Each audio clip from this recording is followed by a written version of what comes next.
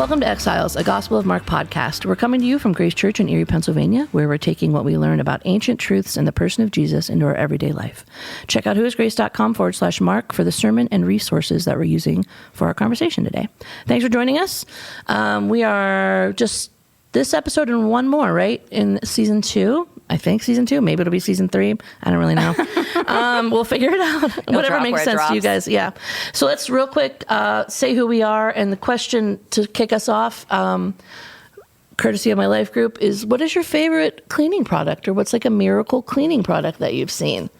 You want to go first? Yeah. Hello, everyone. Sarah McCosco. I would say, is it Mr. Myers? Mrs. Is it Mrs. Wow, Myers? you're sexist. I knew that was coming. Yeah, I think it's that's Mrs. my favorite. Like any? Yes. Okay. And I just started their dish soap, and I really like the dish is that soap good? too. Okay, good. Yeah. And I love a good Windex. I feel like it's pretty versatile. There's Totes. Myers cleaning project. I think we have Mrs. You probably do. Are they? Yeah. Yeah, It they're has like that- really good okay. scents. They clean really well. Yeah, they're like all the It's a lot of things. Like you Target. can eat them. I There's like no a like good animal method. blubber in them or whatever. Yeah. I love a good method. Wow, It's a good brand. Okay, I'm sorry. That's I'm a lot of cleaning. What does that mean? Yes, You took I everyone's have to. answers. Okay. Oh, Go it's ahead. dogs. Yeah, the dogs. Yeah. Method's a brand or just? Method is a brand. Oh, I thought you were like, It's I the love Target a good brand, method. right? I'm like, me too. I just love my Sponsor. method. I love a good method. I love a as good well. method. My name is Mike. I'm one of the pastors at Grace. My favorite is, and it comes with a story. Sophia was like barely even 2.5, and Isabel, my youngest daughter, was, maybe 2 months. I don't know. And I was out doing something at some point. I was out and about doing something, and Emily had to take the trash out real quick. And so she's like, Isabel's in like the swingy thing, and Sophia's playing right there, and she's like, 18 seconds to go take the trash out. No. When she comes in, she hears Isabel screaming, and Sophia, like Such a a bad maniac, dad. is holding a spray bottle of cleaner, spraying it in her face. Oh my gosh. And Isabel is like open eyes and mouth and everything, and this is like this has scarred Emily for life. So love you, babe. However, But Mike's not allowed. Hello, but she had to like open the eyes and like under the water, and everybody's crying. And Eyewash. What? So that's that. Whatever product that is my favorite because You it's don't like remember what it was? no idea, but it's in our house. We don't do anything other than that because it's like all natural and all the whatever. Well, obviously. No, like she called poison control and she was reading off the ingredients. Like, oh nope, that's actually pretty good. You're fine. Just it sucks, but just keep washing. P.S. Your house isn't clean, but your kid's doing good. So it didn't like blind my daughter. So whatever Wow. that brand is, Wow. we can ask Emily later. Yeah. That's my Emily, favorite. could you please? Yeah, let us know. Also, if you Notify. think you're a bad parent, join the club.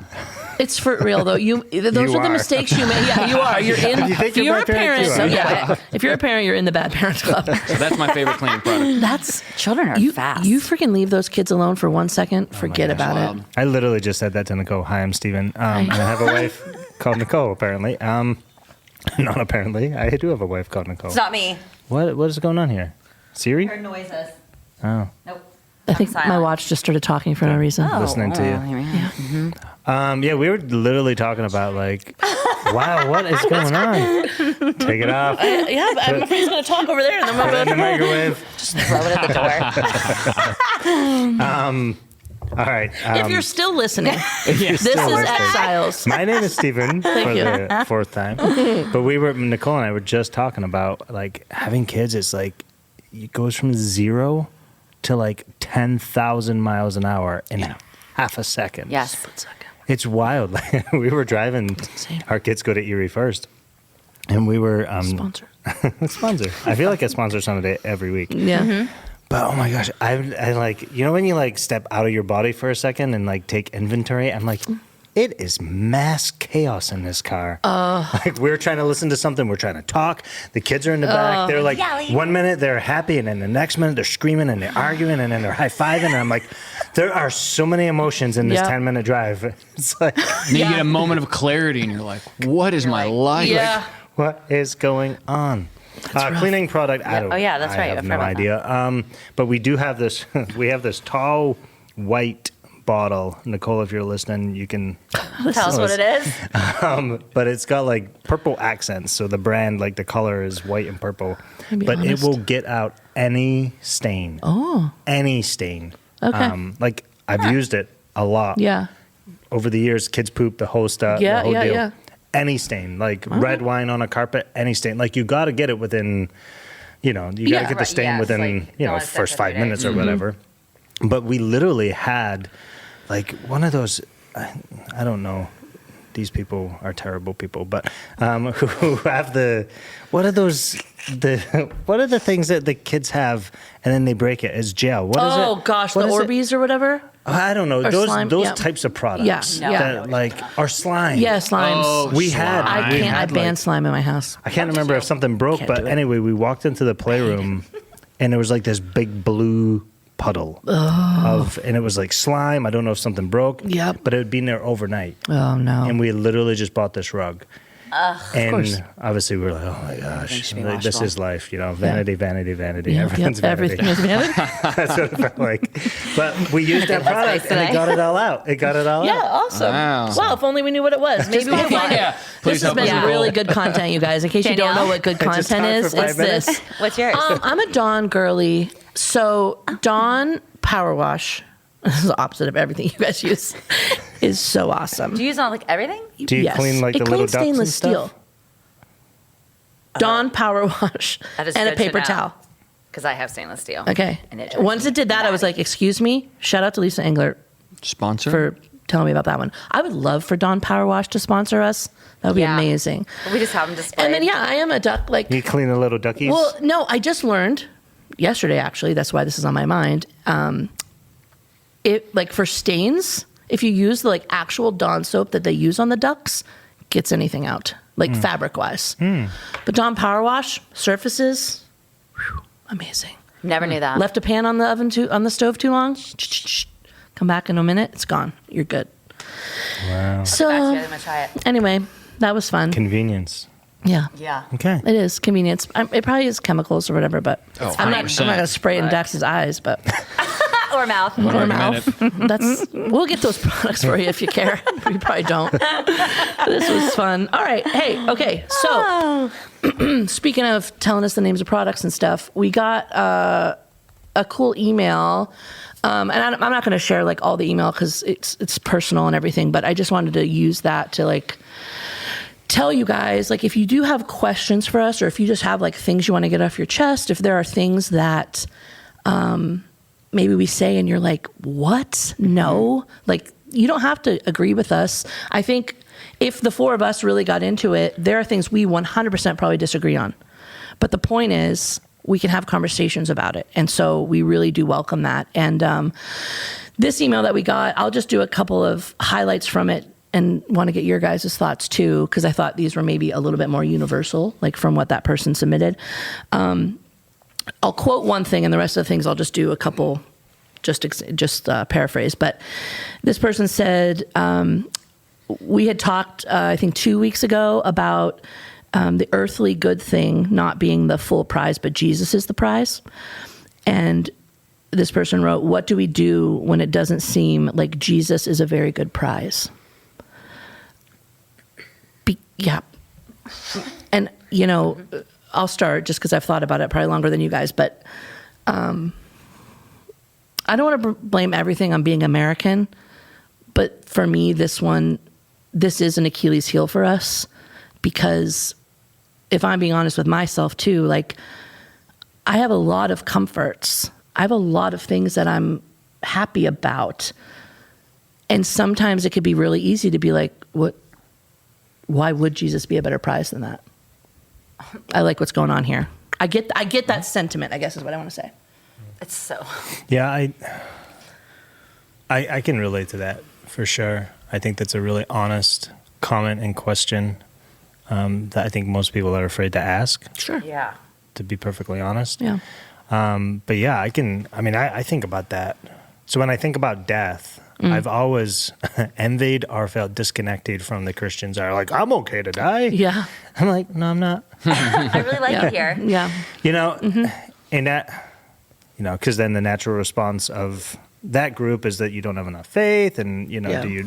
what's better, you know, ahead of you is, you know, is better than but I really like my life. Yeah. Like, I feel like I have a really blessed life. Yeah, you do. I'm not done with my kids and my wife, and there's so many things that I want to see and enjoy, and I don't even know if I get to the end of my life if I will feel any different. Maybe I will. Who knows when I'm 75?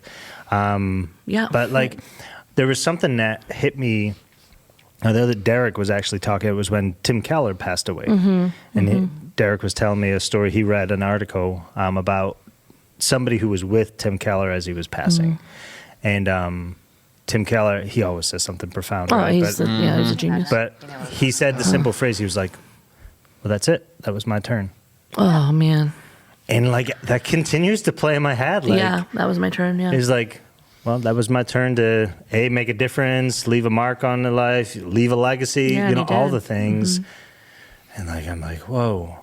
I mean, that that puts things into perspective. Totally. So I'm like, at 75, like, who knows? Maybe I don't know why I keep saying 75, but it could be it could be sooner. But like, will I be satisfied with my turn?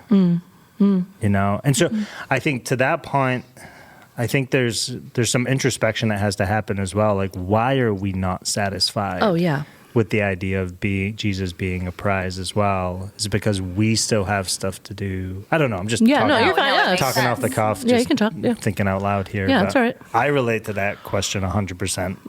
And I've been in ministry my whole life in some capacity. So. Yeah, and along those lines, please don't ever think like, I don't want to speak for you, but like, just because someone works at a church or somebody is a pastor or someone's been a pastor for 30 years or whatever it is, that doesn't mean that person has like arrived at some finish line. We're all at different stages of this thing. Yeah. And of course, as a pastor, you have a specific higher calling and all those kinds of things, but like, nobody's untouchable. Nobody's perfect.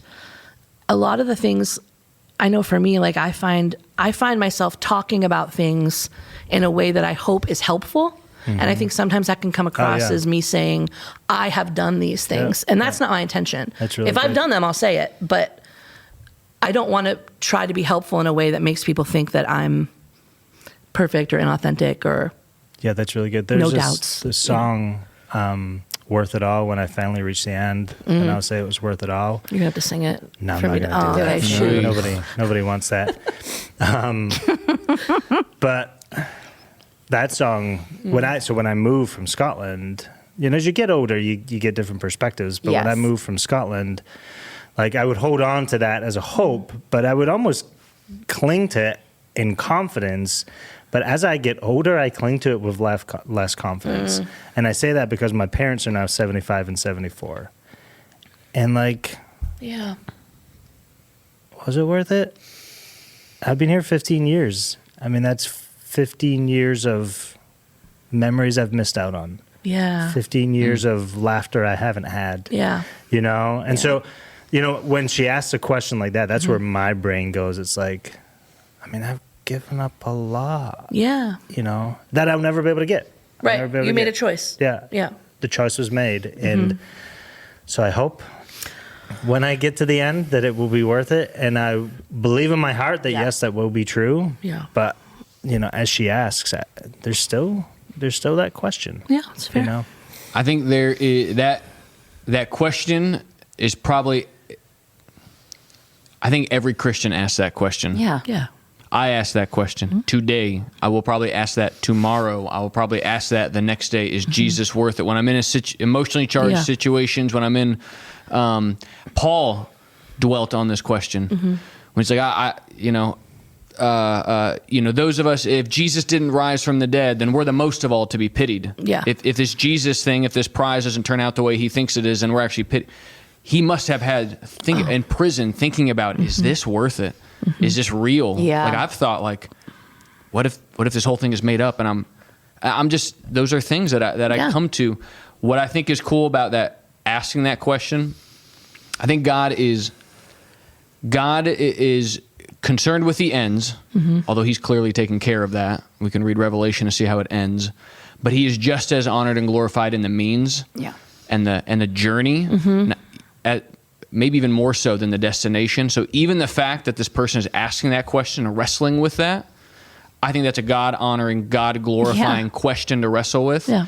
And to me, it's kind of like when Derek talked a couple months ago about the unforgivable sin. If you're asking, have I blasphemed the Holy Spirit and done, probably means you haven't. Yeah. If you're asking this question, what do I do if Jesus doesn't always feel like the prize and I'm not quite sure? I would say I have a degree of confidence in where your heart is. Yeah, and the and keep authenticity. asking. Yeah, and keep asking, keep chewing on it. That's good. That's good. I think, and along with that, another kind of topic in that email was just the idea of like over spiritualizing God's involvement with things when to this person it seems like it's really just life unfolding. So like when they hear stories from people, and that's interesting. Like, how do we know when something is God and when something isn't God? And that will be that will be the question. It's the question at the end. It's a tension to hold. The human responsibility versus divine sovereignty. Like, what's that interplay? Yeah. How much is God in control? How much does God step back? How much does he leave to us? Right. Like, because I agree with you. I don't think that the church over the years has done a great job. I have an interesting relationship with over spiritualizing things. I usually respond very negatively to it. I've seen it abused. I've seen it used to abuse others. Yeah, absolutely. To control situations. So I respond very guarded in those situations. I don't like them, nor do I tend to like the people that, use it as ammunition. So I can appreciate that 100%. But I think we need to do a better job of appealing to logic at times. I think that, the over-spiritualized people tend to reject logic. Yes. And I think there has to be some level of sensibility somewhere in the middle that, maybe this is just a result of your dumb decision. Take responsibility. Yeah. Maybe this is just life unfolding. And where does God live in the mix of that? I think the danger that we've tried to accomplish is build a structure or come up with answers around that, if that makes sense. Yeah. Like, oh, it's this thing, or it's that. Right. Like, I keep going back to this savvy follower idea. Like, Jesus didn't go, this is the way that I need to respond every single time. It was like, here I am in this situation. I mean, Sarah talks about it, this week as well. Here I am in this situation. Here I am faced with this question. I'm discerning what I need to do. So I think I don't know if the tension that she feels is going to necessarily go away. No, I don't think so. But I think there's health in at least acknowledging that. Like, we all feel it. Well, and I think so you said, Daniel, like the Achilles heel of American culture is the comfort and that can make it hard to see Jesus as the prize. I think another Achilles heel for our culture is the logical rationalism. There's the modernistic way of thinking that there has to be scientific A, B, C, D. So what I would say to the person who wrote this is agree with what you're saying, Stephen. Also, I would encourage him or her to kind of hold that tension and be open to the possibility that God moves miraculously. He might have done. God could have orchestrated the means to bring about whatever it is. So it's right. It's a healthy thing to wrestle with. We should. God is honored by the wrestling with these difficult questions. We don't need to. God's not waiting for us to figure this out. Come on, dummy. Like, as we wrestle with it, it honors and glorifies him. And I think it's being open to that. Yeah. Yeah, I think we need more people like this individual within the Christian community to be honest about openly what honest. they're wrestling with. I mean, I'll be transparent and say when I grew up in the Christian, within Christianity, in that culture, and I always felt like I couldn't ask questions because there's that sense in which, oh my gosh, they're doubting their faith, so therefore they must not yet be saved. And I'm like, well, that's not necessarily true. I just have these questions that, and so I think the more that we can create cultures. So I'm happy that hopefully this podcast has fostered a little bit of a culture where she feels comfortable enough to ask the questions. So if that's true, then awesome. But I think we have to work hard at creating those cultures for people to feel safe to. Agreed. To bring up the doubts and the hard things. I also want her to feel safe in taking that email and sitting down and literally reading it to Jesus. Yeah. Like, this is literally, and I thought about that when I've been sitting on it. Has she sat down and been like, I'm going to read this email to you? Yeah, I don't know. And like just because that was a big shift for me when I started realizing and feeling safe with Jesus that I could be bold and say anything to him and it wasn't going to be a bad thing because he can handle it. I felt there was a big shift. It's not going to be immediate, but like your relationship just shifts, I think, in my mind. I hope. Can you explain that shift or try and explain that shift? I think it ties back to Danielle and I talk about this a lot in podcast where we felt we have to have everything buttoned up before we bring it to him. And I think when you're just raw and everything is very, you're just in the worst of the worst with it, or you're having these really big doubts or feelings, when you take it to him and you're at your worst point with it and you're just super bold with him and you're just very, very transparent and you're not trying to be like perfect and all buttoned up, something just changes, at least for me. And everyone's journey is different. But I just stopped In terms of like vulnerability kind of stuff? Or But like you just, I don't know how to put Internally, peace, like is... It is. Yeah, I think that it's that too. But for me, I'm just going to do it personally for me. I heard him differently. I became more aware of him, like because I wasn't trying to do it myself. Like I literally just dumped it out of him. I'm like, you gotta help me. Like this is how I'm feeling, and I don't know what to do with it. And I let him take over it, and I just feel like because of that, I was. Like you consciously asked Jesus. You I'm more aware of him. Consciously processed. Yes. Whatever it is with him. Yeah. I would hope at some point, if she hasn't already, and if she needs to do it again, I would love to see her just sit and read that to him and be like, I'm feeling so much, and see. Just sit in it. Yeah. I feel let down by you. I feel. Yeah. Tell him.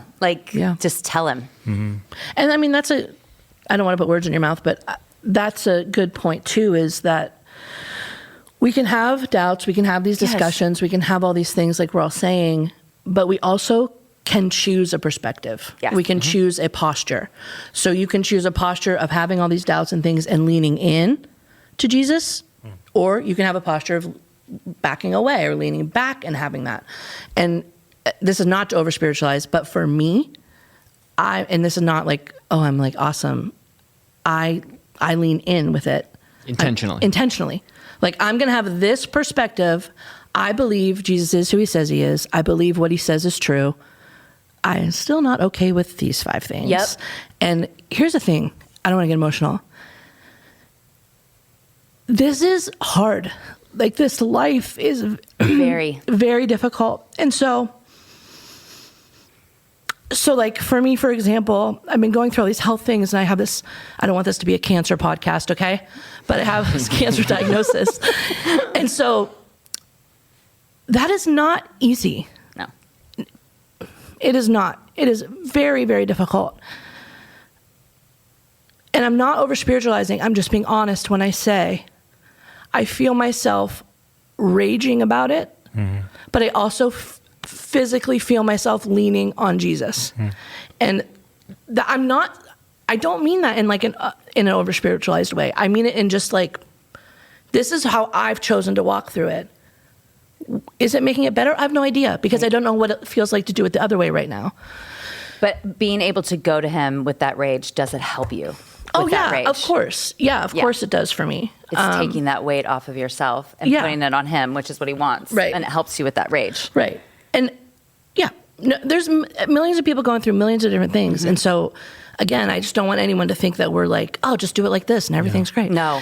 These are just our experiences and what we've gone through and how we feel about things based on what we know of God and know of Scripture. And anyway. And you bring up the present day and what things are like in America and the world. Everything is right now. Yeah. And it's hard when you start getting very bold and having these conversations, because as humans, we want it like, we want to feel this, like feel something or something to happen. And you have to realize that like, that's not always going to happen. Sometimes you do and sometimes you don't. But his timing's always right. And it just ties back to last podcast about faith. It's just throwing it at him. I mean, I feel like I constantly come back to this Christian culture stuff as well. Yes. But I just think we felt the need to defend God. And I know I've said this before in other podcasts. We felt the need to defend God. So therefore, the stories that we seek out within the Christian culture are just stories of success. Right. Or finish line. Yeah. Mhm. Finish Yeah. line, or I once was a heroin addict, now I'm Right. healed. I once had cancer, Right. God healed me. Right. But we don't often seek out the stories where people just everyday where the stuff. story ends and says, I'm angry at God. Right. And I think And I'm going through it. honestly, I think we need Yeah. more of those stories, because Yeah. I we've had this whole deconstructing, what's deconstructing movement Mm-hmm. that has happened over the last few years, and obviously there's a deep well of Mm-hmm. why that happened, but I think part of it is like people just feel disconnected Yeah. to this perfect Christianity. Yeah, of course. Because people go, no, that's not what I feel, and that's not what my life is. And, I grew up in church, and I got told all these success stories, and sure, Yeah. as a teenager, I bought into them and the emotion of them, and they were great, and I felt inspired. Yep. But when they say it's cancer, I no longer feel inspired. Oh, like, right. what do I do? And I'm not saying that, all that should be thrown by the wayside. No. Obviously, there's benefit to that, and And truth to it, but and there needs to be seeing God's balance. faithfulness, and obviously, all of that stuff is helpful. But I think as we've dipped, or dived deep in that end of things, I think we started to dip our toe in Yeah. the end of tension and embrace that and tell those stories so that That's people good. can go, okay, life is hard, Yeah. and these Christians don't have it all together. Yeah. And it's okay that it's hard. And it's okay that It's okay to admit it. It's okay to be mad about it. It's okay to Yeah. throw a because you're not going to tantrum. avoid it. Right. No, It's and just- we it's know gonna be that. hard. Yeah. we know that. And this all goes with what we're going to be talking about today with Pastor Sarah's sermon. Her big idea is that Jesus wants to lead us from fear to faith. And so she gives us, her context is that Jesus is Son of God and Son of Man. So as we see him in this story, walking through this, what'd she call it? A Markian sandwich? Yeah. Yeah, and then she describes And I sandwiches. instantly wanted a club just- sandwich. I know. I'd go for a BLT. That love should have been the the question of club. the Would've been a day. good Yeah, it should have been. What's your favorite sandwich? Fail. Yeah. That should have been it. My watch really wants to be on the podcast today. It really does. Yeah, so let's talk about it the way she talked about it. So we have these characters that we're looking at, Jairus, the disciples, the bleeding woman. That's my favorite story. And in all of these things, us being prone to fear and doubt, which is kind of a little bit of the root of some of the stuff we're talking about here. Yeah, for sure. So what do you guys pick up on? Like, what characters did you resonate with? What part did you... I always resonate Perspective? with her. I Oh, of course. always do. Yeah. Like, she had the worst scenario, and for her, she was literally the worst of the worst in their society eyes, and she had never really, I kind of wonder, like, how much she had been following him, but what her relationship was like did she have any, like, Probably not. relationship with God in any way, shape, or form? God, Is anything, like, Yeah. And then she was like, just to have that little bit of faith, like, it just shows that even just the tiniest bit can take you so far with him. And he was so kind. I just love it. I love the whole story. I loved the way Sarah told this story. Like Yes. she told, I mean, Yes. Yeah, I was got like all the crying. Marcus' story, but she just straight up told the story. Because we need to know it. Love it. Yeah. We don't always need to dissect and come up with 15 subpoints No. of, like, she just told the story. It's fantastic. I loved it was, as she, like, prefaced it, she's like, this might make you all uncomfortable a little bit. And Yeah. then she jumped into kind of like just about the woman and the bleeding and, Yeah. and all of what that entails. And I mean, I'm a studied man. I have a master's degree, and I was learning stuff. Like, it was Sure, of opening course. up that Yeah. because of the way she was explaining it. And I don't know. I very much appreciated that, even if I squirmed a little bit. And Emily was snickering in the background, like, "Yup." Yeah. Could you imagine the fear that she had, though? Like, she had to talk herself into, like, even going into town. Oh, yeah, 'cause she wasn't allowed. No, she wasn't allowed. Yeah. Like, what she had to process and what she had to go through to get herself into town, and with all those people, knowing she could be seen at any moment, someone's going to recognize her, and for her to actually be like, I'm doing this. Like, what she went through mentally was wild. Like, to do me. I have the energy to Right. Because she do this? had And if it doesn't work, And if it doesn't work, This is my last thing. Yeah. And she did it. And it just shows that it paid off. He was right there. He was right there for her. He knew it. Like, and this is exactly how we should look at it in life. Like, even though we may not get the outcome, like, she got this wonderful outcome. Yeah. But she's still, like, he was still there when she came to him. Yeah, he saw her. Yeah. Yeah.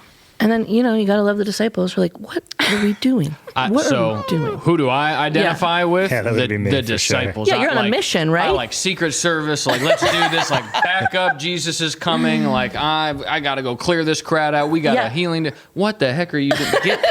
Somebody get him. Like, what is he doing? Like, 100%. That whole, like, hurting cats. fear of failure. The whole, like, what ministry, the right ministry is what we got to go accomplish right now. Yeah. Oh my goodness, that is the rut I fall into every single day. Yeah. And it turns out Jesus' timing is better than mine, in his process, and his outcomes. And Yeah, it's very true. Like, so where my brain goes to as well is like the fear that she felt after. Yes. Because his first reaction was probably unintentionally scary. Yeah, like, who touched me? She's like, oh, And, shoot, like, I did something in wrong. that moment, you go from like Elated. hope, and you're like, oh my gosh, it worked. Hey, right, It was what a great. bunch of, like, It was great. And then yeah. there's like, Yeah. like She's, the like, clouds just fighting came it, back yeah. into weight. Yeah. So many emotions. Oh wow, like that's where my brain goes. Yeah. And he knew. That's why he got down with her and he, like, comforted her and, like, told her. Yeah. Because even in her life, she probably was like, oh, shoot, now he's going to take it away. Yeah, like I'm gonna be Like, oh, no, I'm in punished. trouble. Yeah, I did it wrong. I did it wrong. Yeah, I never thought about it that way. That's what I thought of. It was just like, Yeah, I'm still I'm the about to lose disease. this. I'm still this. Yeah. I did not something wrong. I was worthy. going to go, oh. and instead, she got affirmation. yeah. Yeah. Yeah, which is fascinating because the last 3 weeks, Jesus did something, and immediately after there was fear. Yeah. Oh. Like that just keeps running Yeah, in my it's head. yeah. It's like, Calming the storm, Yeah. casting out the There was- demon. yeah. yeah. And this, yeah. And now there's this like, if only, like, I thought if I could just touch your garment, like, it's like the apologetic nature of it. Right. But how Jesus in every single one of those situations responded differently. And they all came as they were. They didn't try to button themselves up. They didn't try to make anything better before they approached him. They just literally came at their worst. And there's a sense like when Jesus works, he pulls out the vulnerability. He has to.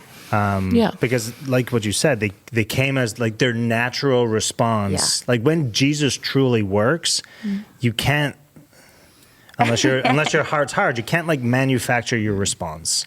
And I think that's, if your heart and your posture towards Jesus is inquisitive at best, like you see the disciples responded like, oh my gosh, like what? What did he just do? This woman responded like, oh my gosh, I'm sorry. Like, and I just think when Jesus does his work, he pulls out those natural responses.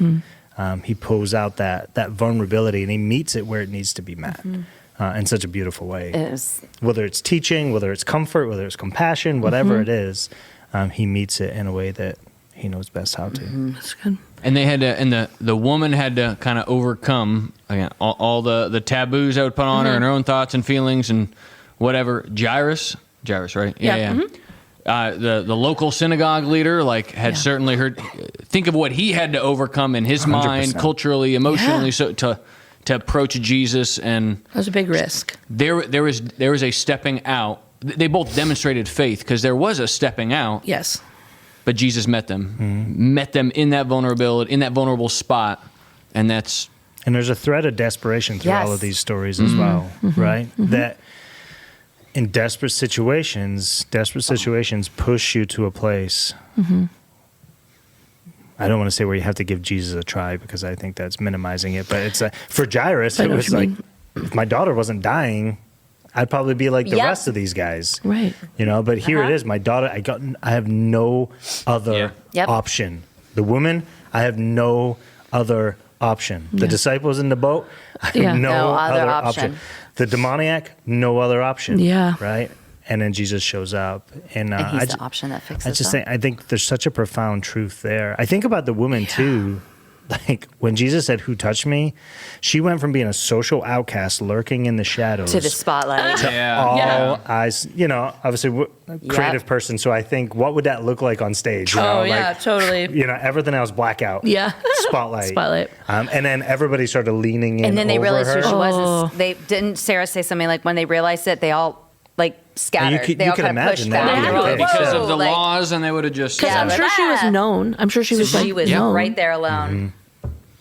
Yeah, that's wild too. Nowhere to go. She's literally like putting herself on display. Oh, she's not. Jesus. No, Jesus put her on display and then reversed the narrative. Yeah. Yeah, flipped it.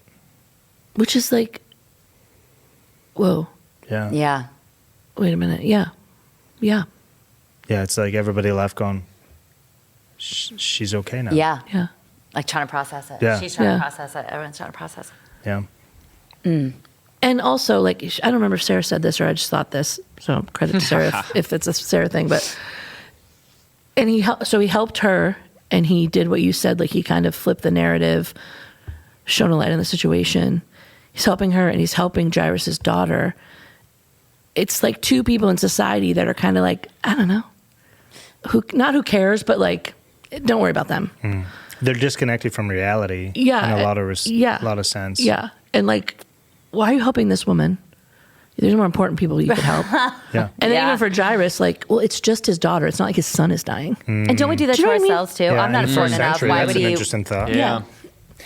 Yeah, we do it to ourselves too. I'm not important enough. He won't waste his time on me. Yeah. Like I'm not. Sure. Yeah. What do you guys think about Sarah's statement that we are all prone to fear and doubt? What are your thoughts on that? Oh, Yeah. I disagree with that. I'm perfect. Every day. As we said all at the day. beginning. She's so wrong. I don't know what she's talking about. Okay. All Let me the ask it in a time. different way. No, if you don't have fear and doubt, you're lying. Yes. And if you're lying, then I'm afraid for the posture of your heart. Yeah. Yeah. That's Like good. if we can't, so it's what we were talking about earlier. If you don't have fear and doubt and questions, I mean, Thomas was a disciple, and he's Right. doubting Thomas. Like We said that. you Yeah. read the Psalms and you see David. Like in my own life, like Yeah. if you don't, I have fear and doubt every day. Yeah. For all manner of things, for my family, for my job, for my. And do you think they didn't have tons of questions and tons of fears and doubts the entire time they walked with him? Oh my gosh, the conversations It's were probably human. insane. Yes. The only person who didn't have fear and doubt was Jesus. Well, wired that way. Yeah. Yeah, I mean, yeah, the disciples in the last 2 weeks as well. They responded, "Who is this Yeah. man?" Yeah. I think it goes back to your point too, is like we need to normalize the fact that we do this. And not any reason to like excuse bad behavior because of No. it or Yeah. any of that kind of stuff, Totally. but just storytelling, like what's going on with you? What are you feeling about this today? How are you doing with this today? I'm not doing well, or I'm doing fine, but here's what I'm thinking about, or whatever. We just need to do that better. I think both personally and corporately,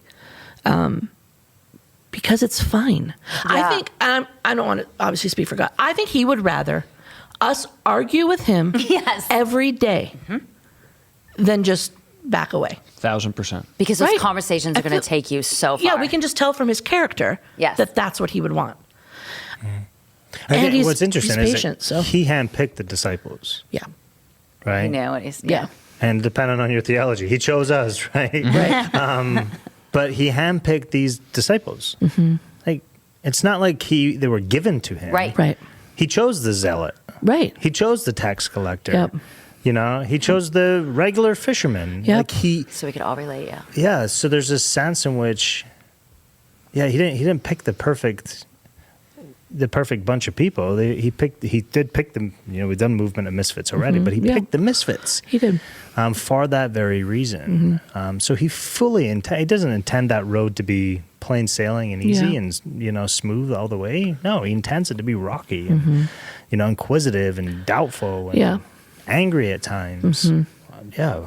And definitely. I just it's been a big thing for me. I just come to the realization, I would, argue, in my own opinion, God is more honored by the journey than the destination. Yeah, I see what you mean When by we that, yeah. wrestle with these questions, when we walk the hard path, when we go through the hard suffering things, even if we don't get blessed with a miraculous healing or whatever that might be, like that doesn't mean it's a failure. Walking through that with God, wrestling with him in these issues, that honors and glorifies God, and that's a demonstration of faith.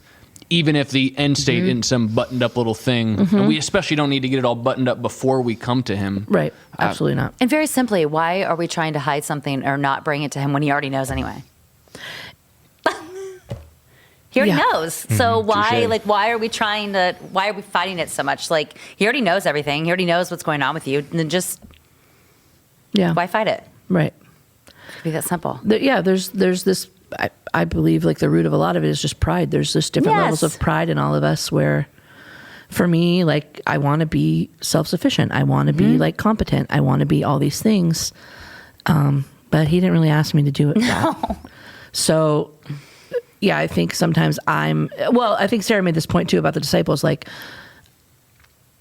don't hear me wrong, but like, if I could, I would like lead him for a couple minutes. Like, Jesus, like just maybe this way. Let's try it this way real quick. You come with me this time. Let me show you what I think we should do. And then we'll see. There's a video on TikTok. I almost sent it to you, and now I wish I would have, because you would have appreciated this. There's a video of a woman who is in a car. Oh, you've told me this late. Yeah, and she's like, insane. She's in her car, and it's the whole concept of Jesus has taken the wheel. So she's in her car, and like, the point of view you're supposed to have is Jesus is driving her, and the whole time she's trying to tell him what to do. Yeah. Get off. You want to take that exit? Oh, you're going over the speed limit. Like, she's bossing him around, and she's like, "Oh, you're right. You know the best way. Okay." And it's valid. Yeah. Like, she's literally passenger seat driving him, and he's the one that knows all. But she's catching herself as she does it. Yeah. Yes. And it was a very simple, sweet, funny video, but it's very real. Yeah. Okay, that's good. Go ahead. And I do think, you're super helpful, Sarah, in like helping us. How would we like chew on this with God and go through that? I guess maybe another practical aspect for me is like with somebody. That's good. Like, ask those questions To a human? maybe not necessarily even to somebody, but maybe just ask those questions in someone else's presence so that they know I'm asking them to maybe verbalize some of those fears and the difficulties that I'm having. Following, like Emily, poor Emily, she's like on the receiving end of my word vomit all the time. Like, this is what I'm feeling and going through. And that's helpful. And I'm an extrovert, even for introverts, there's a reason that there's a church that God created, that we're supposed to bear each other's burdens and encourage each other. So there's value in going to God individually, of course. Yeah. I think there's such a value in finding a spouse, a friend, a family member, a pastor, whoever that might be, to help you. Yeah. Maybe help you process, maybe help you find an answer, but also maybe just to sit with you and go, I don't know either. This sucks. Yeah, that's good. Minutes. Oh yeah, it's back to that 8-minute thing. Yeah. Okay.